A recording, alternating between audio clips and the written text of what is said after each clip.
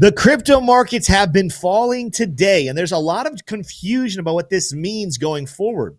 While a lot of people are remaining optimistic, I've seen a growing sentiment online that some people are a little bit concerned the top might be in. Well, in today's video, we're going to talk about those details. Is the top in? Is it going to be a major pullback coming? Or are we about to witness an amazing buying opportunity for the next leg of the bull market? We'll have some other topics we're covering in today's video with a very special and big announcement about the future of what this channel is going to look like. You do not want to go anywhere, so make sure to stick around. We are live today. We are live right now. It is Wacky Wednesday. Do not go anywhere. Smash the like button if you enjoy the Investing Bros show, and also make sure if you're not subscribed, hit that button right now. All right, let's go.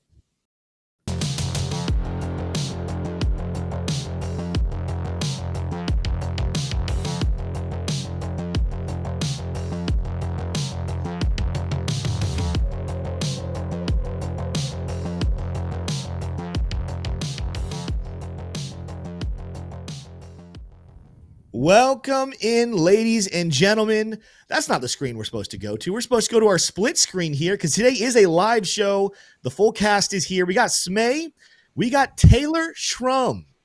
Some of you might know him by a different name. That's going to be a part of the announcement coming in later. We did let our community know on Monday, our VIP trading group and our Discord members. We let them know what is going on here. Stay tuned today. We'll let the whole public know. But name change for the man in the bottom left corner. His name is Taylor Shrum. You're going to be calling him Shrum here on out. We'll explain more about that later. I'm going to start off with you, Mr. Name Change. Big Carolina Panthers fan now. That's part of the reason why your name has changed, I understand.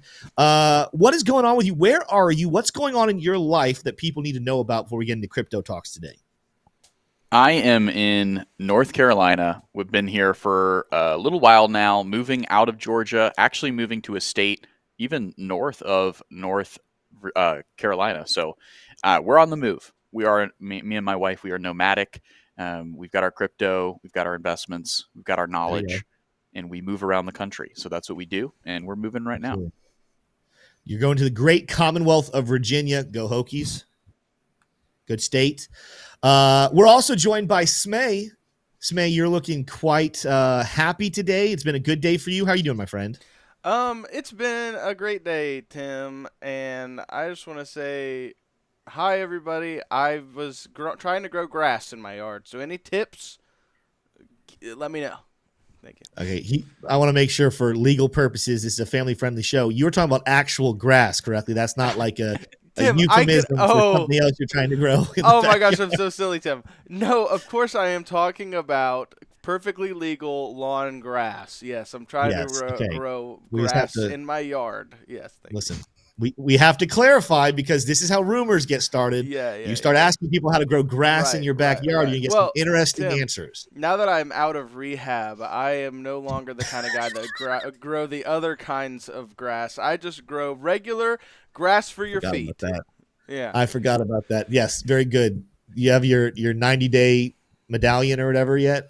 It's not been 90 days. We're gonna end that joke. It is Smay has never, and Lord willing, will never have to go to rehab in his life. Guys, we're talking about crypto here today. I'm never stopping. I'm sorry.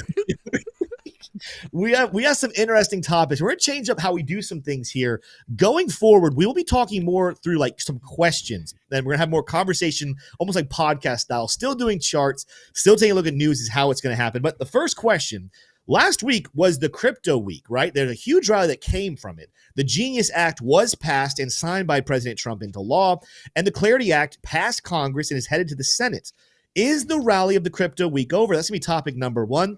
We're also going to talk through what would cause this fall that's happening today to immediately turn around and everything to go back to the upside. What would bring a bullish structure? And then the third and final question, a lot of people have been asking this in the comment sections, and we'll have Q&A at the end if we still have time. But the big question, what will the top of the bull market look like if we haven't seen it yet? Make sure to stick around for all three of those questions. And again, the big announcement coming later on in the show. Let's start off with the first question. I want to throw it over to T. Shrum and get your take first. We had Crypto Week last week. It was a big week. Like I just said, the Genius Act is officially in law. That gives us clear regulation on stable coins. And then we passed the Clarity Act, and it's headed now to Senate. Is that momentum over? What are we seeing over the last couple of days with Bitcoin pulling back and even altcoins pulling back here today? Is that whole rally over, or is it just the beginning? What's your personal take on what you're seeing right now in the markets? Yeah, no, I think it's just the beginning, though. I think that we had a bit of a buy the rumor, sell the news type of event. It's not folks who are in full understanding of what crypto is and they're crypto educated and that are here for the tech. No, it's hedge funds that are looking at crypto and the fluctuations, the volatility as a way to make money for this quarter, make money for this year. But Yeah. it's definitely not the end of the altcoin rally, in my opinion, because of what you mentioned. The Clarity Act is still undetermined whether or not it's going to pass. And with that uncertainty, we, of course, see a pullback. When the market is uncertain, there's going to be a bit of a test to try to figure out where is the next support level for names like Ethereum, AVAX, Solana, maybe even Bitcoin to come down and test support before we push higher when inevitably that Clarity Act gets closer to the finish line. Yeah, I'm in the same camp there. Getting that one officially passed into law is going to be a big win because of the institutional adoption that will come in after that. I mean, that's something we've been discussing since January. You need to have some liquidity. We're getting the money printers back on. The big, beautiful bill was passed not that long ago. People are still crossing their fingers, hoping that maybe we get some rate cuts later on in the year, although that's looking like it's less than we were hoping for. But either way, if we can get the money printers on, if we can get some more liquidity coming in, that's going to be bullish for altcoins, but also regulation. There's trillions of dollars of institutional dollars monies out there who want to invest in cryptocurrency. They just want to make sure they're not going to get in trouble with any 3-letter or 4-letter entity of the U.S. government. So they want to get that regulation passed, make sure they know the rules, and then they can get the ball rolling. As far as why we're pulling back here, let's get into this and talk about the charts from my perspective. And Tisham, I'm going to throw it back over to you to see if you have any opinions on this as well. But let's go to my screen here, Smay, and take a look at what is going on. First of all, the pullback on Bitcoin is not really much of a pullback. I mean, we are consolidating more than anything. Of course, the big reason Bitcoin has been consolidating after hitting 23,000 back here on July 14th is because it's been the altcoin run. If I were to go to other coins like Ethereum, this one, we're going up higher. Let's go to the daily chart here, actually. Yeah, for the last couple of days rallying, it's just been the last two that Ethereum is pulling back. It is already down from the highs just a couple of days ago. It is already down 7, almost 8%. But that's kind of a normal trend here with the rest of the crypto space. That's XRP right there. There's Solana pulling back pretty dramatically today after getting back above 200. Chainlink got above $20, had itself a nice little pullback. Oh, there was a trade. Oh, can't give away any trade secrets. Got a trade up there earlier with Chainlink. Ondo made its way over $1. It's still holding that dollar, but you can see some pretty decent blue candles, which are bearish pullbacks on the daily chart. Well, in a nutshell, what is happening? I want to make sure we always zoom out before we freak out. Let's start off with Bitcoin before we get into the altcoin realm here. Remember what we were looking at months ago, back in April. Bitcoin is falling back down here early in April. We ended up going down to $74,400. Since that time, yes, there's been this little consolidation period where people said the top was in. People were convinced the top was in here back in June, and clearly that was not the case. I mean, the amount of bears online who were just convinced we were having an exact repeat of 2021 where we barely crossed a new all-time high and then corrected into a major bear market. We told you here on the Investing Bros that was not going to be the case. That didn't really make sense. Sure enough, we shot to the upside. I still don't think this is over, but I want to make sure you are clear here before I say what I'm about to say, is that you need to be prepared for if a pullback happens, make sure you're zooming out before you freak out. And ultimately, we could fall pretty far. We could fall all the way back down as long as we don't cross back down below 98,600. Bitcoin is still setting higher highs and higher lows on a micro time frame from back in April. You go back to the macro time frame. I would also make the argument on this one, guys. As long as Bitcoin doesn't cross back down below $75,000, we're putting higher highs and higher lows in even on the macro chart. What's my overall point here? The bull market is still thriving, and it would take a lot of bearish momentum to ruin it. When you look at the chart like this, there's really not anything happening that should scare you whatsoever. It's when you look at a chart like this, if I could get it to zoom in, there we go. These are the charts that people are looking at and saying, oh my gosh, is it potentially over, right? If I were to go to look to an altcoin, for example, that is a pretty downward negative price action coming in here on the 10-minute chart. But when you zoom out and you look at the longer time frames, everything is holding up pretty stinking well. When it comes to Bitcoin, I want to make sure you are prepared. I know people hate when technical analysts do what I'm about to do, but it's something that if you are more mature in the markets and you are a trader and you're working with a lot of money, you have to get into a mindset where you protect yourself and prepare yourself for any situation that could come. That means you might lean bullish and expect some sort of big rally, but you understand what to watch for. If you end up being wrong and the markets pull back to the downside, you want to be prepared for what that could look like. Okay, so what I'm about to get into could go up, could go down. Don't take it as just that. Understand, I'm going to tell you the details of if certain things happen, if certain price action gets accomplished, we will be bullish. But if the opposite happens and if certain price action goes to the downside, we're going to be bearish, and I'm going to tell you where support would be. Right now, what Bitcoin is working with is a little bit of a fake out pattern. If I were to get rid of this red line, right, you have a very clear rising level of support. It's the resistance that's not so clear.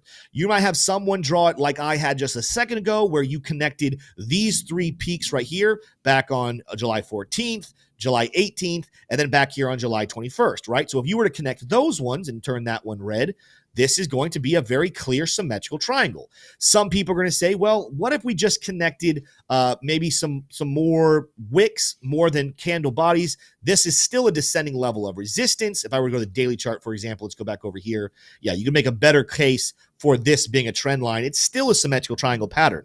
No matter which way you want to draw it, we have a descending level of resistance and we have an ascending level of support. This is what we call a symmetrical triangle pattern. Now, symmetrical triangle patterns in and of themselves could go either direction. You ultimately take the opening of the volatility, whether that be here. I'm going to probably lean towards this big move way up here, all the way at 123. Whether you want to say this should break to the upside and potentially send us all the way up to 128,000, or do you want to say it should send us to the downside and maybe take us all the way back down towards 110? Symmetrical triangle patterns are read this way. Why is this in and of itself actually very bullish? Because when you learn how to read symmetrical triangle patterns, and this is throwing me off, so I'm going to fix this line. I'm going to send it back to what I had originally. When you look at a pattern like this, a symmetrical triangle that we had bullish price action coming in from the beginning of it, 9 times out of 10, let's actually call it 8 times out of 10. 8 times out of 10, these break to the upside, which means there's a chance we break down, but normally they break to the upside. In this case, that would give us a price prediction somewhere in the world of $126,000 from if we were to break out to the upside right now. We're below some resistance right here at 118.7. I would make the case you'll feel very good about bullish momentum if we break back above 120,000. Okay, so there's the if-then statement. There's charts right now that are saying we should be bullish. What are you waiting for? Well, number one, you're waiting for another clean break above the red line of resistance. You're also at this point now wanting to outdo the fake out that happened last night. You want to get back above 120,000, and then you're feeling very good about, at the very least, an $126,000 Bitcoin, or potentially a much more explosive rally where you have a bull pennant pattern, explosive movement attached to a triangle. This would give us a price prediction somewhere in the world of $134,000. Okay, that's the bullish side of what's going on. To kind of match that, if you go to the daily chart right now and you looked at the Lux Algo oscillators, this right here is giving us a green dot. The last time we got this green dot, it's back there where the pennant started back here on July 9th, and we had a big explosion to the upside. The money flow is not necessarily positive just yet, and we are under a red reversal, but with that green dot coming in and us pairing that with continued momentum of bullishness out on the weekly chart, this is what's keeping me in this we really could go to the upside type of a movement.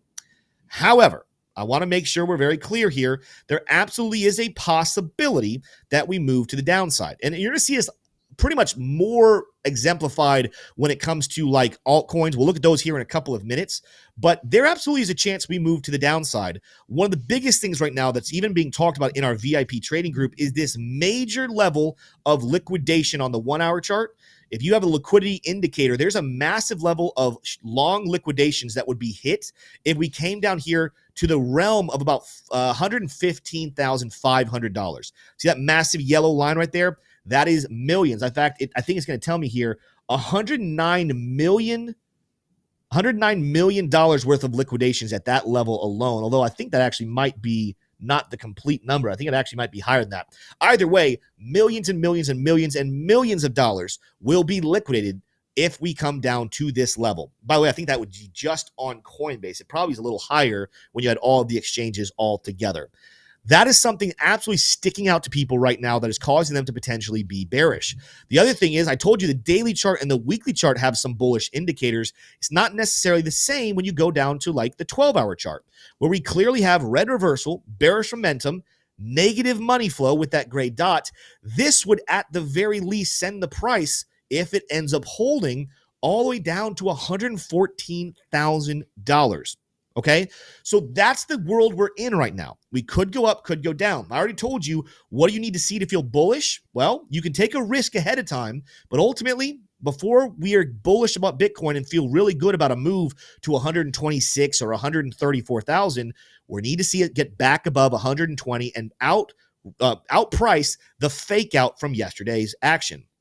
To the downside, I would make the case, while technically you want to see a break below the green line, I would say you need to move below the fake out from the other day, this wick down here at 116,100, give or take.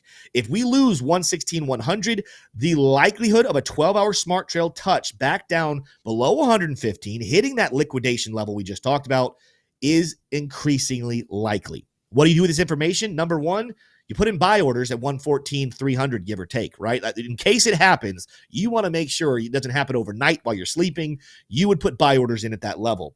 But if you are a trader and you're watching with a fine-tooth comb, whether you want to take a risk on either direction right now and wait for confirmation, look for 120 or 116 as being your indicator to go bigger into a long or a short position on Bitcoin. Now, all of this is because I told you the reason I'm a little bit pessimistic about potentially moving to the downside, even though we're making a pretty good push at the moment back up above 118 here. It's because when you look at the altcoin space, it's not necessarily as bullish as Bitcoin is at the moment. And what I mean by that is Bitcoin at least gives us that green dot on the daily chart to say there's a chance to move to the upside. It has a very bullish formation that, again, 8 times out of 10 normally breaks to the upside.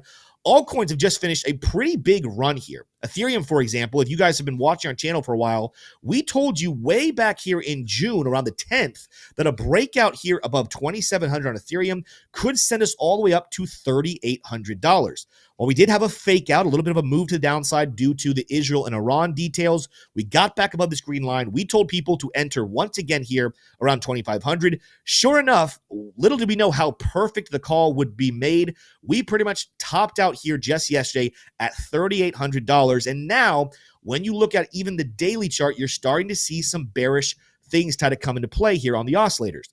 Number one, Lux Algo. Red reversal, just like Bitcoin. Gray dot. Unlike Bitcoin, Bitcoin has a green dot. Ethereum now giving us a gray dot. The last thing we're looking for on the daily chart would be a negative money flow, right? At the moment, there's a bubble being formed. One of the early indicators to know when a bubble's about to pop, you can look at the same time frames MACD chart, where you can see there's a rounding blue level right there. That sometimes front runs a negative money flow move. The other one would be go to half of that position. So if I'm looking at the daily chart, what time frame would be half? It'd be the 12-hour. What's the 12-hour money flow look like? Well, guess what? We have a pretty big bubble that looks like it's about to pop over there with negative MACD as well. So you're looking at this, and I'm sitting here saying I believe that if you were to trade this correctly, if you're looking at the details the charts are telling you, and we'll look at some other charts here as well, Ethereum realistically should be pulling back to its 12-hour smart trail in the world of $3,429, $3,400, give or take. The bottom of it's going to be about 33, 32. Let's just say 34.20 to be safe. I think there's absolutely a chance the daily chart comes in and we're looking actually closer to 3,200. But in the world of bull markets, it's not unknown for us to have some sort of sell signal and not quite get down to the largest sell signal smart trail.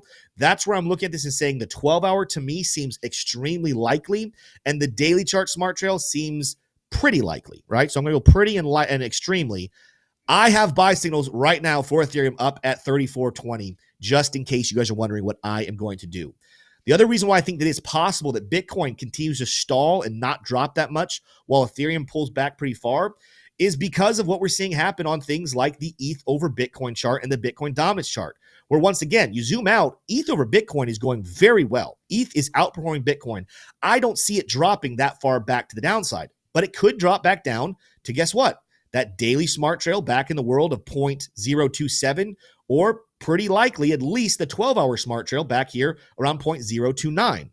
This, of course, is going to have a major impact on the Bitcoin Dominance chart, one of the biggest indicators of what altcoin seasons can look like. I told our VIP trading group the other day, do not be surprised to see a move back up between 62 and 63%, where the 12-hour and daily smart trails are coming in. I'm saying a lot right there. Let me slow down because I don't want to lose you on this. Why is it okay for the Bitcoin Dominance chart right now to be making this kind of a move? Why am I not freaking out? Because there are people on the internet right now. There's people over on X. There's certain YouTube channels that will tell you, Bitcoin Dominance is climbing again. Altcoin season is in trouble. Let me tell you why this is actually the most beautiful thing that could be happening for altcoin season right now. Got to zoom out, and I got to make sure I set the stage correctly. VIP traders know about this. We talked about this earlier this week. But if you look back at the Bitcoin Dominance chart since the bottom, way back in September of 2022, right? So pretty much the bottom of the bear market was also when Bitcoin Dominance stopped, being low and started to rally. Ultimately, go back and check this yourself. We have not had a lower high or a lower low since that date back in September of 2022. We've gotten close. We even got very interesting back here in November, December of 2024, where we had a massive pullback on Bitcoin Dominance. But notice where the previous significant low was. It's going to be right back here around 54.34%. Notice here the low in December didn't get back down there. So while we still were putting in higher highs and we made a major pullback, we couldn't even cross the last significant lower low or higher low to enter into some sort of a bear trend. Of course, Bitcoin Dominance would take off, head back up, and hit 66% here just a little bit ago in June. What has happened now? Well, with this recent break below a key level of support, with a move back down below the last significant support level here around 62% set back in May, we officially, for the first time this entire bull market, have a lower low in Bitcoin Dominance. But what is the next thing we need to see to feel comfortable about a downtrend? Well, bull trends are full of higher highs and higher lows. Bear trends have lower lows and lower highs. We do not have that just yet. So one of the greatest things we could see Bitcoin Dominance do is rebound, come back in, set a lower high in price action, and then continue to the downside, starting a full-blown bearish trend. This is what happened way back in 2021. You can see back here, if you looked at when altcoin season began, January 2021, we had several bounces of price action on Bitcoin Dominance. It wasn't just one straight downward movement. There was volatility with lower lows and lower highs. Same thing if you go back to February of 2017. You can see we fall off a cliff and then have several bounces on our way down. If you thought the Bitcoin Dominance during altcoin season was just going to be a straight blue arrow to the downside to 50%, then you're kidding yourself. We're going to see volatility. We're going to see bounces. We need to see confirmed bear trends, and that requires some bounces in price action, some bounces in Bitcoin Dominance to move back to the upside. So as long as we don't cross back above 66%, I am not freaking out about my altcoin bags. I also, again, I'm going to be looking around 62 to 63% as my key levels for potential reversal. But we still have a little bit of ways to go to get up there. And that's why it's going to be completely okay if Bitcoin either continues to stall in this boring price action, or if it rallies during maybe an Ethereum and altcoin collapse a little bit lower to the downside. It's completely okay and normal within altcoin seasons. Now I'm going to take a break. We got 764 of you in here watching. Smash that like button if you are learning a lot. We got some other topics to talk about, some other coins we're going to take a look at with some technical analysis. But I want to throw it over to T. Shrum while I'm getting a drink of water. Shrum, what are you thinking right now? After going through all those charts, how does that make you feel as someone who, you do charts yourself from time to time, but you're way more of a news and sentiment investor. How are you processing everything going on in light of what I was just talking about on the charts? Yeah, absolutely. I mean, what you should perceive from what was just shown on the charts is that we are still early in altcoin season. And it's even debatable whether or not this is the big one, whether or not altcoin season has really kicked off. I think that there's very smart, competent technical analysts on both sides saying that it has kicked off, and some that are saying it hasn't kicked off. I think it's indeterminate yet. We don't know. But that's encouraging, because what that means is that Uniswap, AVAX, Cardano, even Solana, even Ethereum are undervalued for this cycle. And we haven't even gotten to quantitative easing yet. We haven't even gotten to the Clarity Act being passed yet. Now there's a report that's going to be coming from the Treasury Department about crypto in general, kind of the state of crypto. Right? There's still a lot to come. And there's even an entire tranche of 401k holders that are not even being told by their financial advisor that they should buy Bitcoin, because their financial advisor can't tell them they should buy Bitcoin. They can buy Bitcoin for them if their clients ask them, right? But they're not allowed to say, "Hey, buy Bitcoin, it's better money." They're not allowed to say that yet, unprompted. That rule will change, and a huge amount of 401k capital will roll into the best investment, the best asset of the century and centuries to come. So as a macro investor, I'm looking at technical analysts like you to see what are the levels that Ethereum's likely to get down to. What should I be tracking about the Bitcoin dominance level to know about the true kickoff for altcoin season? And as it stands today, I'm looking across the selection of altcoins, and I'm thinking these are still well discounted. You don't have to have been buying since the bear market of 2023 to make money in this market as an investor.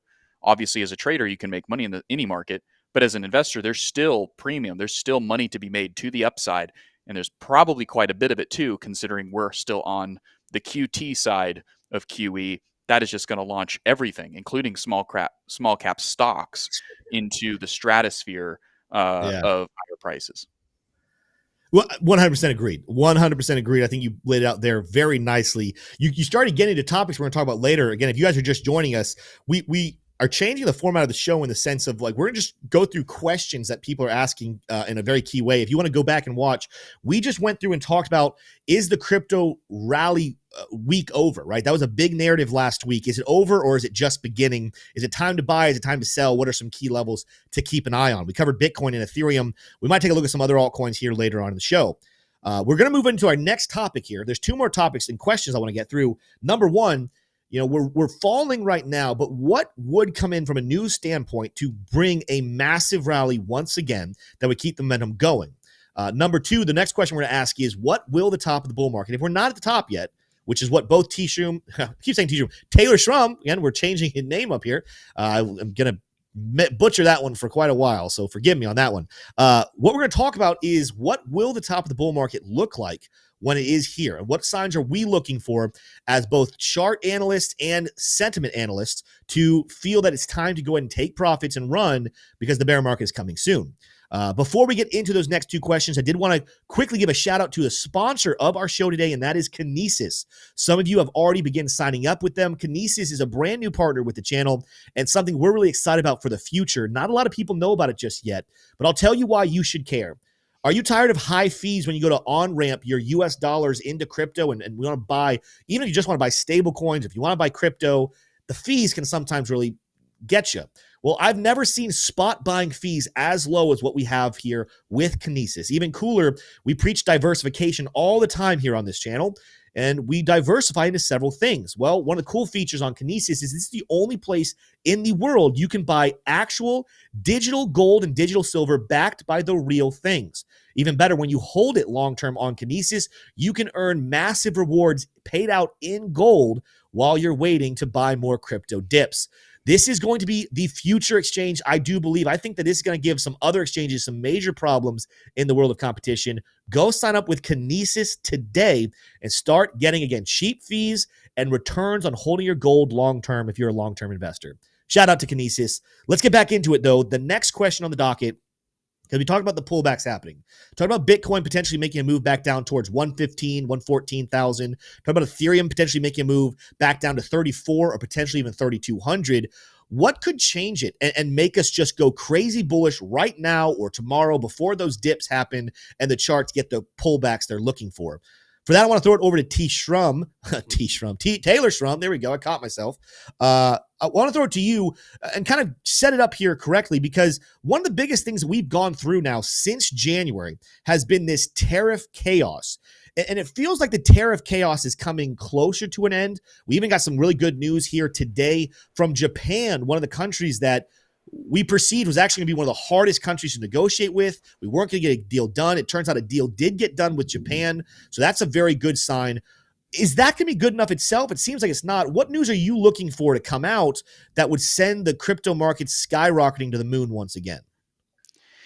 Yeah, well, I think the big news is how much leverage does Donald Trump have in these tariff wars? And it's looking like he has a lot of leverage. Why do I say that? Well, it's because the tariffs are not having the effect on inflation that a lot of economists, including the Fed, thought that they would. So as time goes on and we get more and more inflation prints and the inflation doesn't go up, that is just more ammunition and for Donald Trump to have leverage in those negotiating at those negotiating tables with Japan, with Australia, with India, with Brazil, with Turkey, and yes, with China. Right. So that is what I'm really paying attention to. Upticks in inflation are very, very bad right now. We don't want to see any of them. And the good news is that we really aren't. A lot of very talented economists are interpreting the incoming inflation data as showing that tariffs are not inflationary yet. But that's the problem, is that, you have to give it some time to see if the tariffs are really going to flesh through the system and ultimately lead to commodity prices going higher as we try to import goods from other countries. So that's what I'm keeping an eye on. As long as inflation stays low and tariffs don't affect inflation to the upside, it gives Donald Trump a lot of leverage. Another thing I'm keeping an eye on is the 3-month bonds. Those are forward-looking, and those are going to be the best indicator, in addition to Polymarket and in addition to the CME tool, to see when the heck are we going to know when we're going to get cuts in the federal funds rate, right? Because if that starts to get signaled, then that is extremely bullish. So far, the market could be perceived as hitting all-time highs on the Bitcoin and the Mag 7 S&P side, because it is front-running the inevitable transition from QT to QE by the Fed, but we still haven't gotten it.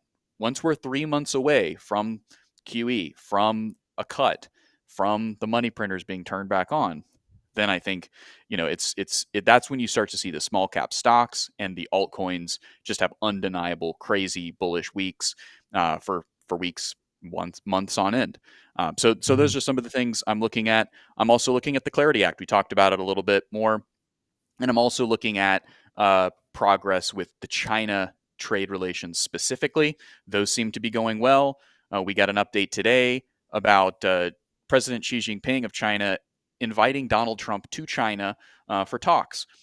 That's generally positive progress. I would have much rather seen President Xi come to Washington, right? That would have shown a lot more strength as an American, as the counterparty to the negotiation coming to our turf rather than our leader going to their turf.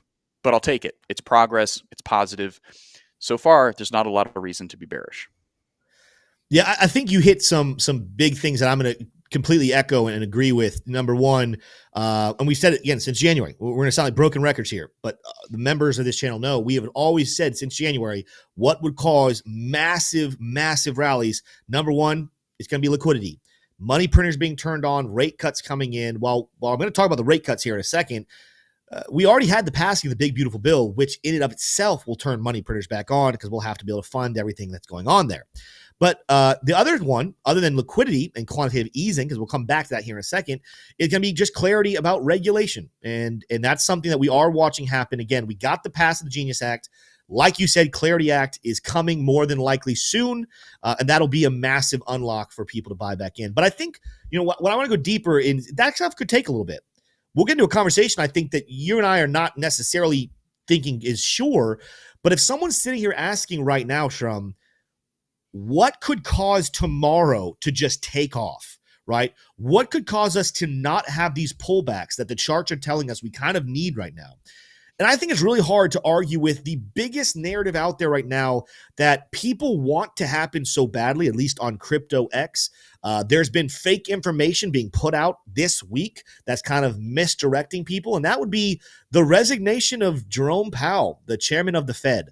If Jerome Powell comes out tomorrow and says, guys, I'm stepping down as the chairman, thank you so much, I'm gone, look out to the upside, right? Don't stand over a chart because it's going to shoot right through your skull. It is going to tear to the upside because that's the biggest holder right now, the holding back of an altcoin season. I think what we've seen so far has a lot to do with Crypto Week last week, with the furthering of regulation and what regulation looks like for institutions. That seems to be gone. The biggest stopping point, the biggest blocker is going to be liquidity and quantitative easing. And Jerome Powell is standing squarely in front of that. I was on an episode earlier today with Paul Barron, good friend of the channel, and we talked about this. I'm gonna kind of shoot down the middle here. I would love to see quantitative easing. I would love to see my crypto bags get pumped. I see both sides of the Jerome Powell thing, right? I understand that it very much, there's a lot of evidence out there that supports the concept that Jerome Powell has gotten political. Clearly, he's not a fan of the president of the United States. The president of the United States is clearly not a fan of him, okay? And there's things out there that make you say, man, Jerome Powell is clearly using his power to make a political statement. On the flip side, I saw this put out by Ben Cowan today, and it gives me just a little bit of, it gives me respect for people who defend Jerome Powell. Whether you like him or not, you can't ignore these numbers. Under Jerome Powell, yes, inflation got pretty high, but in the last 3 years, the inflation levels have dropped from 9% down to 2.3, I think is what we got to. So from 9 to 2.3%. And in that same time frame, unemployment has maintained being below 4%. And like it or not, that track record, those numbers, just that data, I understand why some people are big Jerome Powell fans, right? So at the end of the day, I'm not going to make a definitive statement saying he should or he shouldn't. But what I am saying is, as an investor, if I wake up tomorrow and I go on X and Jerome Powell has a real letter of resignation, the markets will shoot to the upside. Rate cuts will come in July. And that's going to be something massive. Now, I say all this to then tell you my prediction. If Jerome Powell was going to resign yesterday when he was speaking and the whole country was watching him, the whole world was watching him, and it was a big nothing burger, that was the opportune moment for him to bow out with grace, for him to say, you know what, guys, I've been serving for a long time, but I'm ready to retire. I'm gone. He didn't do it. He didn't really say a lot of anything, which makes me believe, despite the fact that he's under investigation, despite the fact that a lot of people are claiming he's planning on resigning here soon, that was the time to do it. I mean, he could do it next week at the FOMC press conference, but I highly doubt that's going to be the case. If he was actually scared of the DOJ having what they need to allow Congress to remove him, I don't see a world in which he waits to be fired. I see him seeing the writing on the wall and saying, I'm going to be fired or I can resign. I'm going to resign instead because I don't want to be the first Fed chairman in history to be fired. He didn't do that, which, Shrum, I'm going to bring you back in here. Tell me if you agree or disagree.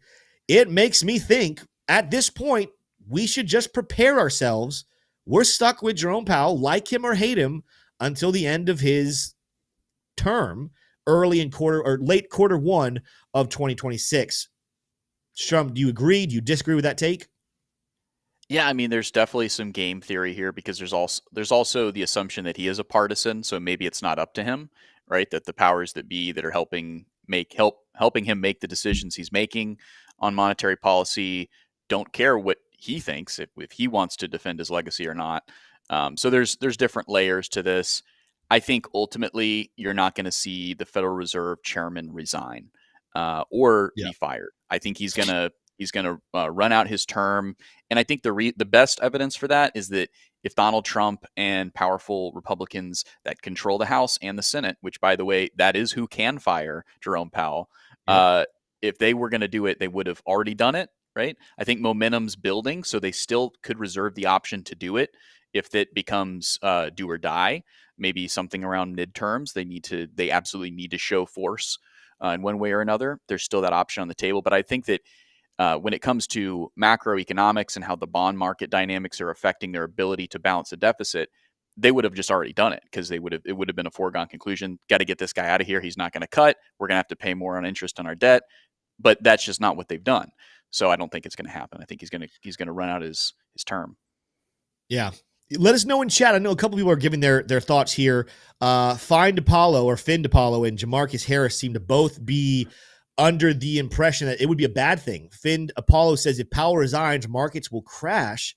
Jamarcus Harris says we will regret when Powell leaves. Again, I think there will be some people that regret it. I think some people will not like it. I think there's a lot of people in chat here who are Jerome Powell fans. And again, I'm kind of split. Like I see both sides of the story, but I'm going to be on side Finn Apollo. I'm going to disagree, right? I respect your thoughts, respect your opinions. Would love if you elaborate a little bit on it, but I think where we are in the markets, waiting on quantitative easing and an ease, this is the argument that you could make. You can make the argument that what Jamarcus Harris said that we'll regret it could be true. If we slash rates, right? If we do what Donald Trump wants us to do and go down to 1%, slash them by 300 points, we could see inflation get out of control. And even though we get a spark in the markets for the next little bit, we could see it bite us in the butt 2, 3, 4 years from now as inflation mounts up and is an absolute pain in the butt to deal with, for lack of a better term. But even if that's the case, short term, the liquidity coming in, the easier ability to borrow, that people can buy houses again, it would be a short term, very bullish thing that potentially could hurt us long term. I don't think the right answer is doing what Trump thinks either. I don't think we should slash 300 points. I think we should start dropping some 25 basis point cuts. Let's not go crazy fast. Let's not get ridiculous with it. Let's do 25 in July. Let's do 25 in September. Let's do 25 in October. Let's do 25 in December. And then let's kind of see if inflation starts to rear its ugly head, in which case we pause, slow down, or if it doesn't, keep on cutting until we start to feel inflation coming back. But again, I'm not the chairman of Jerome Powell. I'm not the chairman of the Fed, and I don't plan on being it. Let us know in the comments where you stand on that, and what do you think personally? What would be the headline that you would see tomorrow morning that would make you go absolutely berserk buying crypto before a massive, massive rally? With all of this said, let's get into a topic that you guys have been asking for a long time, and we'll still be making a video probably the next couple of weeks about what an exit strategy will look like for the bull market. But for the sake of this one, let's just discuss from what would be the conditions? What environment are we living in that we would consider the top of the bull market in? I'm thinking what's happening on the charts, what's happening with certain altcoins, what's happening with institutions, what's happening with sentiment and retail. What are you looking for to make you feel like the bull market top is in? Maybe start with one thing. We'll go back and forth and talk about different things we're looking for to predict the top of the bull market. Yeah, I mean, there's so many things. There's a coinglass.com has a cool set of indicators. You can jump over to my actually don't hold on. Yeah, 1 second. Let me put this on the right screen. I want to show you guys this. Sorry, Smay. I know he's pressing all the buttons right now, trying to figure out button pushing what I'm trying to do. Yeah, go over to my screen now. So this is coinglass.com. They've got an aggregation of a bunch of different things that are bull market peak indicators, okay? And they've got 30 different ones. You'll notice 0 of them have hit. So 0 out of 30 have hit. Pi cycle indicator, Puel multiple, Bitcoin rainbow chart, days of ETF net outflows, Ethereum to Bitcoin ratio. Should I read all of them? I don't think so. You can see that there's been a lot of technical thought that has been put into this, and this isn't even all of them. There's also, the rate at which the Coinbase app and Robinhood app are being downloaded on the Apple App Store. There's all kinds of topping indicators. If you think you're alone and you're going to have to figure out when to buy, when to sell, to try to get out before the bear market starts, you are not alone. People are thinking about this. And in our trading community, we are absolutely thinking and talking about this on a daily basis. My personal perspective is we have to feel a euphoria that we have not felt yet. There has to be, and it might sound like a vibe check. It might just sound like vibes. You shouldn't trade on vibes. And I genuinely agree with that. But we have not felt euphoria, right? In its classical sense. We have not seen coins that claim to be high utility use case coins that you've never heard of flying up 1,000%, making it into the top 20. That has not really happened yet. We have seen in a large amount of the force that we need to see altcoins go higher, which is institutions not just sniffing out projects, not just researching projects, but actually putting their money where their mouth is, investing in projects and partnering with projects. So we've seen the force that needs to be there to boost altcoins, Ethereum to 4,000, 5,000, 10,000. We've seen that force that's there. It's ready. It's waiting. It is definitely not the peak, in my opinion, and 0 out of 30 peak predictors have been triggered. So that's kind of what I'm looking at, but it is an open question because this 4-year cycle that has happened like clockwork, there's a lot of very smart folks who think that this time the 4-year cycle is completely broken. Yeah, I mean, I'm in that camp. I've been very unapologetic about that. I think the 4-year cycle has been broken for so many reasons. Number one, never in the history before this cycle did Bitcoin hit a new all-time high pre-halving. That happened back in 2024. We've always seen the altcoin season start at a certain time period within the 4-year cycle. That should have been November, December of 2024. And while there was a little fake out, there was a run that happened right there. It was not the altcoin season, obviously, and that was another violation of it. The other thing is that in general, when it comes to the 4-year cycle, there's 2 reasons I really don't like it as a theory moving forward. Number one, anytime that retail thinks that they've grabbed hold of the perfect theory for investing, what is the thing as old as time when it comes to how institutions or the composite man, massive wealth deals with massive lack of wealth? Retail's lack of wealth, institutions are wealth. They will never let the retail choose what's going to happen with the market. So the minute retail is convinced we have this clear-cut timeline of a cycle, we'll be topping out September, October of 2025. That is the perfect time for institutions to take advantage of dumb retail investors and keep the whole thing going. You either end it early or you end it late. We have crossed the barrier. They're not going to end it early at this point. The bull market clearly is still going on. So if we were going to end it early, I think the case for early would have been like May or very early summer of 2025. We're past that at this point, right? Things are rallying. So we're not going to have an early fake out to the 4-year cycle. The next logical conclusion is that institutions will fake us out to the long side. They'll go past it. And I'm not really certain when the top will be. I'm pretty certain it'll be after 2025, sometime either Q1, Q2. Who knows? There's a world in which it could go all the way to 2027. But ultimately, we've moved away from this time frame of the 4-year cycle being perfect, where retail knows when to buy and when to sell. And it's more going to be following the economy as a whole. It's going to be following how the stock market moves, which does not have a 4-year cycle, by the way. There's going to be a definite rule change to how that works out. The other thing about the 4-year cycle, let's just even begin to understand it. I've said this on this channel several times.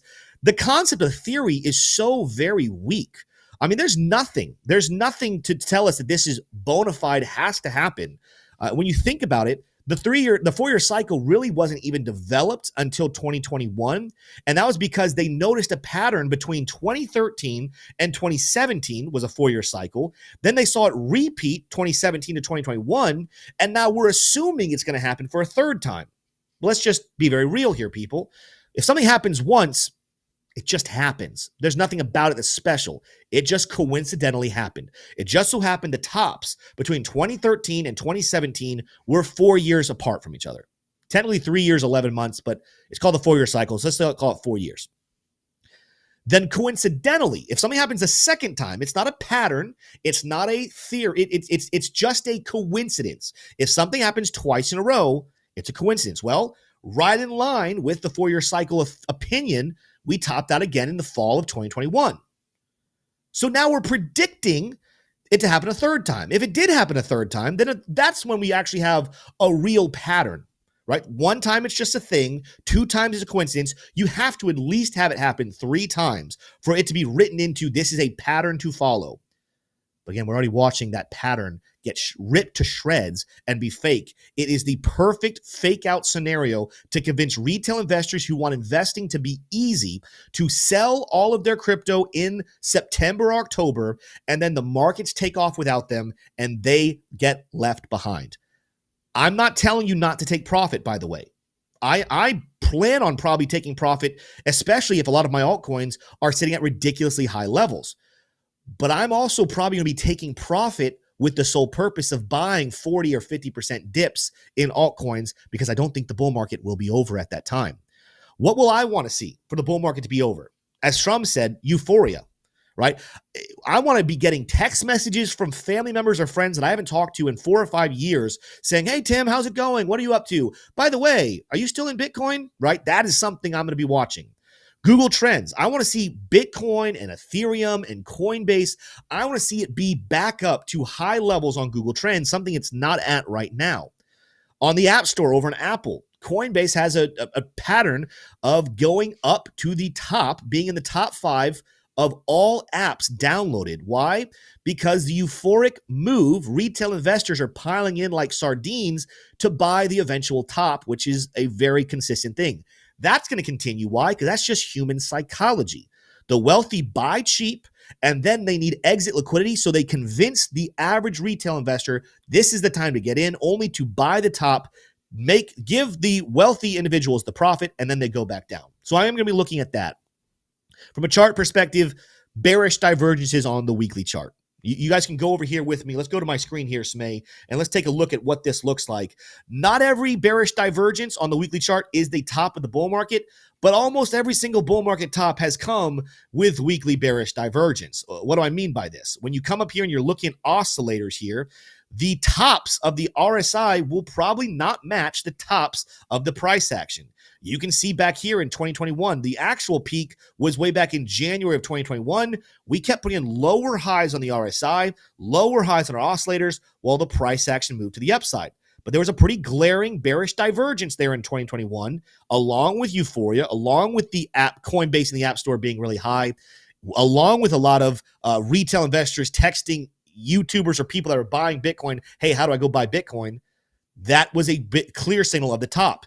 Even back here in 2017, there was a clear bearish divergence where we actually had a lower high in our oscillators, despite the fact that we had a higher high in price action. Same back in 2013, you can see right here, lower high in RSI, higher high in price action. I'll be looking for a crossover of all of those things. And there's, as Shrum said, a lot of different things. You off my screen now, Smay. A lot of other things that can factor in. But I think if you're looking for a very, very simple list of things to look for, that list should help you out a lot. Number 1, euphoria. Euphoria is people texting, retail coming in, Google Trends being high.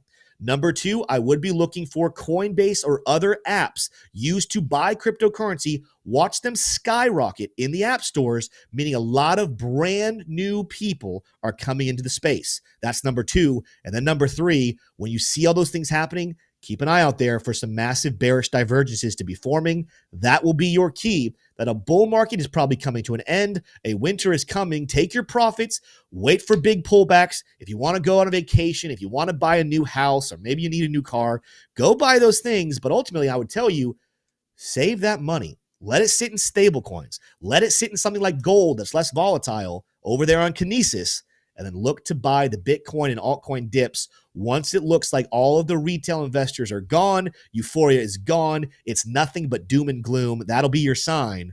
It's time to buy back in. So there we go. I think that's going to wrap up that topic. Let me know in the chat, what are some other things you guys are personally looking for to tell you it's time to sell? I think I told you guys already, I don't have a timeline. The 4-year cycle, in my opinion, shot.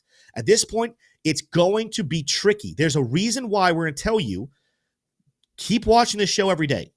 Watch the videos we put out. Get into our VIP trading group to stay up to date on what is going on, because we are moving away from a period where we almost could choose the bottoms and tops like clockwork into a period of time where we're going to have to play with the manipulation of institutions and the composite man. We teach all of these things in our VIP trading group. So I encourage you, if you want to learn about it and learn how to know when to buy and when to sell, go join that VIP trading group.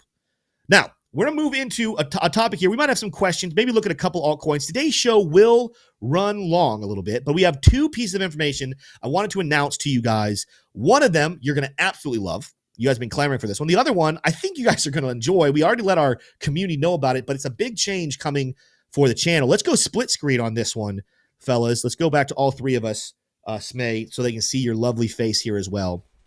Number one, back in February, we went through a lot of changes here on the channel, and we decided, as much as some people didn't like it, we made the decision to cut back from 5 daily live shows a week to only 1 on Wednesdays. Now, this was not a beloved decision. A lot of you guys absolutely hated it, especially some of our community members. Most of you understood it, but you didn't like it. You wanted to hang out with us on a long-term basis. I'll have you know, while it was the right decision for our channel and our business has been doing very well since, we miss you guys. We do miss seeing you guys every single day and getting to do a daily live show. I don't think that we're going to be getting back to 5 days a week anytime soon, but we have discussed as a team, especially as the crypto markets are heating up again, adding more daily live shows back into the frame. And so the way this is going to look is this Friday. So you don't have to wait a long time. This Friday, Shrum will be moving. He'll be doing some things. Me and Smay will be here. We will be having Friday live shows at 3 p.m. once again. And in the future, we're going to look to potentially even add a third on Mondays. And that's going to be what the long-term future looks like. Instead of having 5 days a week or only 1 day a week, 2 to 3 days a week, Monday, Wednesday, Friday, we will be bringing live shows back to the community at 3 p.m. Eastern Standard Time. So if you guys are excited about that, smash the like button right now. Hit subscribe. If you guys have been watching for a while and you're like, man, I needed a reason to subscribe. That's my reason. I want more live shows with the bros. Smash that like. Let me know in the comments what you guys think. And that brings us to our second point. Because I just said, if you guys are enjoyed hanging out with the bros, little change there. Some of you might even be wondering, why am I trying not to call this guy in the bottom left corner Shrum? Why am I trying to call him Shrum? We have made the decision as a team, after getting a lot of counsel and thinking about it and praying about it for a while, we are going to be changing the name of the channel moving forward. Now, there's going to be a lot of mixed emotions about that. You guys have come to, especially you subscribers, been here for years. You've come to know us as the Investing Bros. If you join our memberships, you guys consider yourselves part of the Bros community. Taylor Shrum, my business partner, some of you guys know my wife's name is Taylor as well, which is why I've always called him something different. Shrum and I, when we started this channel back in 2022, we didn't know exactly what it would turn into. We didn't know exactly where we were going to go with how we developed everything. But as things developed, about a year and a half ago, we were having a business meeting and we said to ourselves, we were like, man, the name Crypto Bros doesn't really fit our identity, right? It doesn't really fit who we are as a channel.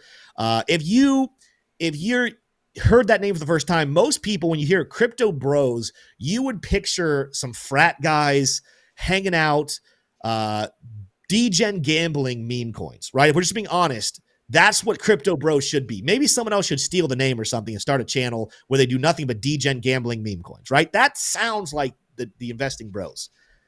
That is not us, right? We preach conservative investing. We preach trading when there's confirmation and confluence. We stay away from crazy community meme coins. We are the epitome. We're the exact opposite of what Investing Bros sounds like, okay? So that is the main reason we are looking to change the name of the channel. I've seen other people kind of commenting as well. Females might feel a little bit on the outside because bros has a male connotation. We always have joked that the way we use bros is a non-gender term. Right. But either way, it's not really a fitting thing. And I'm going to throw it to you for a second before we announce the new name of the channel. Shrum, what are your thoughts about this? Like, as we process through all of this, what do you want to add to that? Yeah, I mean, it's gotten us this far. We've had a great run with the name Investing Bros. I've loved it. Tim's definitely loved it. Smay's loved it. Like everybody's loved it. I think we're starting to enter a chapter of a new maturity that we found in the market. Yeah. And there's nothing innately wrong with the name Investing Bros. There's some things about it that we don't like, and we feel that we've moved past and we are maturing in a new direction, and that's a good thing. Yeah. I see some name recommendations here. Non-gender specific financial persons. That's pretty good from Real Chris. Investing non-binary group from John Pacquiao. These are funny. Yeah, so this kind of transitioned us into the name change. And so part of what sparked this name change was there's a lot of people that we heavily respect and listen to and have counseled us on wisdom moving forward with how we conduct the channel and how we conduct the business. And what was really crazy is on the same day in 24-hour period, 2 of these guys reached out to me, and not having talked to each other, they just both said, hey, have you considered changing the name of your channel? We feel like you guys are potentially being hurt by this, that several people will not take you seriously or understand what you're about. We think your growth would be a lot bigger if you change the name of the channel. Right? That was really crazy. Then it turns out a couple days later, I was talking with a third advisor. He didn't say it of his own thoughts. I ran it past him. He was like, Tim, I've felt this way for a long time. I just didn't want to say it, but I completely agree with what you're hearing from these other people. I think we're being honest, even you guys in chat, you might say, man, I love the bros, but I agree with this. Like, I agree that it doesn't really fit who they are as people. Then we're like, okay, if we're going to change our name, what should we do? And that's where, there's lots of different things that came up. But what we've been informed, again, from somebody who's much smarter than us, knows a lot more about how YouTube algorithm works and how things work. He said right now there's actually a conscious effort from YouTube to promote personal brands and to stay away from group name brands. And you guys might be saying, like, but Tim, the biggest YouTubers in crypto are Altcoin Daily and Cryptos R Us and Crypto Banter and Coin Bureau and Discover Crypto. And then there's several others I could name. I don't want to offend the other large entities out there, but I'm just going to name a couple. The reality is those channels have existed for a long, long time now. Most of those channels are coming up on 8 years or longer being in the space. But when you look at younger channels, newer channels, the algorithm really likes personal brands. They want names. They want people to attach to individuals. And so for that reason, the recommendation that we were kind of given and what we kind of came to conclusion is I have been the face of the videos now for a while. I lead the live shows. I'm producing the daily content while we have a whole team here and we all work together doing amazing things. If any of you think that I'm a one-man team and I'm the genius who comes up with everything we ever do, that you couldn't be more wrong. We have a team of people outside of this video. You guys get to see Shrum. You get to see Smay. You see Crux on his channel. We have other people working behind the scenes to make sure that we create the greatest YouTube channel and community to help people financially better themselves that we can be. We want to be the best. It's not just me. But as the front man of the team, if we had to choose a personal brand, the thing that makes the most sense would be changing the name of the channel to Tim Warren. We threw some thoughts out there about Tim trading with Tim, investing with Tim, something on those lines. But if we're going to go personal brand and professional and keep ourselves open to any potential chance out there to grow in what we want to do, the best channel moving forward is simply very clean Tim Warren. Very clear as we talk about this. If anyone's going to wonder, this doesn't change business whatsoever. When T. Shrum and I started this business, we were 50-50 partners. To this day, right now, we are 50-50 partners. Next week, when we make this change, we will remain 50-50 partners. Nothing is changing about our business model. Nothing is changing about how we produce content. Nothing's changing about our team. We are going a personal brand, and we're going to be moving forward with that to grow into this bull market and to bring in more and more people and create a very trusted group where we're helping people change their lives financially forever. So at the moment, that is where we are standing. We wanted to update you guys on what that looks like. There's a lot of other big things happening over the next couple of weeks and months about what we're going to be doing.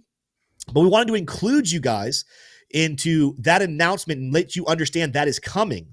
What some of you guys are asking right now, hats. People are going to hats. We will probably change the future of the hats, but we're not going to be embarrassed about our old Investing Bros name. In fact, any of you guys who have Investing Bros hats, or if you ever come across Investing Bros merch, that will be the sign, the evidence that you are one of the OGs of this community.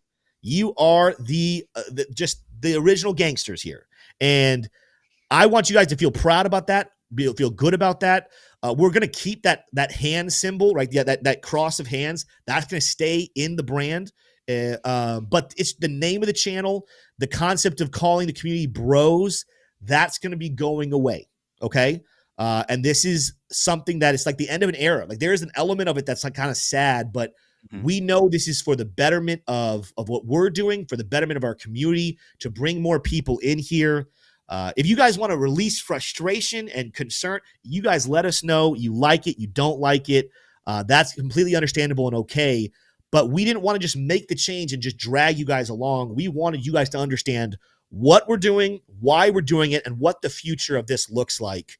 It will not be a one-man team. It will not be the Tim Warren show where it's just all about me. The team will continue to be super important. Your involvement will continue to be super important. The community will be super important into what we are doing.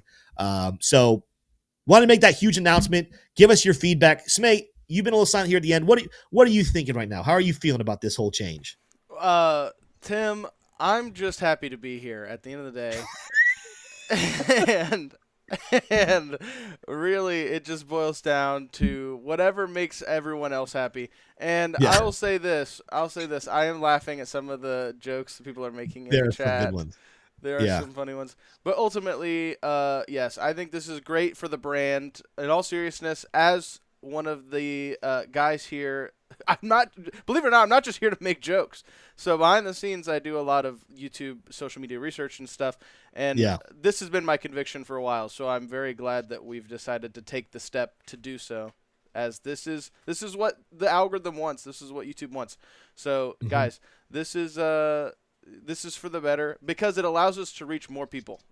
Right at the end of the day, this is not about inflating anybody's ego. This is about ultimately reaching more people. The content's going to stay the same. We're going to preach the same messages. That's what it's all about. So, yeah, and I think continuing could be say this part of it. This is part of the reason why I'm no longer calling the guy in the bottom left corner T Shrum. We are going with professional. He's Taylor Shrum. That is his name. That's right. That's what his mother calls him. We're going a professional route. We're going to be opened up to a lot of different levels of being able to do things. You guys know about the channel Alpha Bros. You guys see it in chat right now. That is Crux of Crypto. He's the face of it. The name of Alpha Bros is going to be changing to, I think we've decided on Crux of Crypto. That's ultimately up to him because he's running that channel. He's the CEO of that channel. Smay and I were talking about the other day.